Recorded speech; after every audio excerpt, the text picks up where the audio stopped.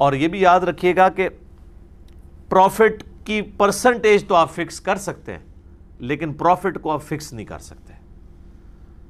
مثلا میں نے اگر کسی کے کاروبار میں 10 لاکھ روپے لگائے کاروبار میں ایز اے سلیپنگ پارٹنر، جسے مداربہ بھی یہ کہتے ہیں کہ محنت تیری ہوگی مال میرا ہوگا،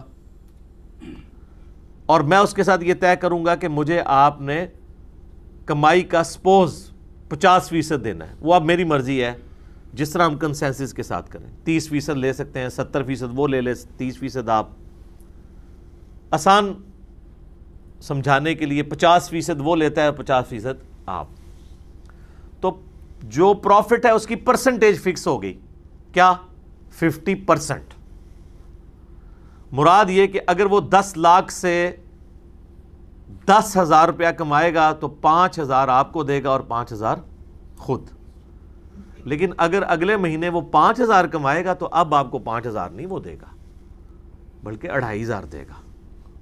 اب آپ اس کو نہیں کہہ سکتے کہ جی پچھلے مہینے تو نے مجھے دیا تھا 5,000 روپیہ، تو فکس کر میرے ساتھ کہ مجھے ہر مہینے تو 5,000 ہی دے گا یا 10,000 ہی دے گا، تو یہ سود ہو جائے گا.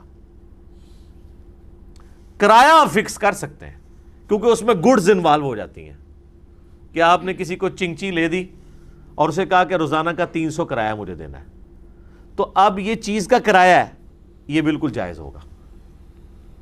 لیکن اگر آپ کسی کاروبار میں انویسٹمنٹ کرتے ہیں پھر آپ اس سے فکس منی نہیں لیں گے بلکہ پرسنٹیج لیں گے اس کی کمائی کی. اور اس میں یہ کہ اگر وہ اگلی دفعہ 20,000 کماتا ہے تو پھر آپ کو 10,000 دے گا، اگر 40,000 کماتا ہے تو 20,000 دے گا، 1 لاکھ کماتا ہے تو 50,000 دے گا. اور ایک اور بات، اگر وہ کچھ بھی نہیں کماتا کچھ بھی نہیں دے گا. اور اس سے اگلی بات کہ اگر اس کو نقصان ہو جاتا ہے تو نقصان بھی وہ برداشت نہیں کرے گا، نقصان اس نے برداشت کرنا ہوگا جس نے پیسے لگائے ہیں. اسلام میں یہ کہ جس کا مال لگا ہوا ہے نا، نقصان اس نے برداشت کرنا ہے. کیوں؟ لاجیکلی محنت کرنے والے تو محنت کی، نقصان ہو گیا، نقصان ہونے سے محنت والے کی محنت ضائع ہوئی. اور مال والے کا کیا ضائع ہوگا؟ مال. یہ تو نہیں کہ اس بیچارے کی محنت بھی گئی، اس کے بعد پیسے بھی نہیں تھے اور وہ پیسہ بھی برداشت کرے.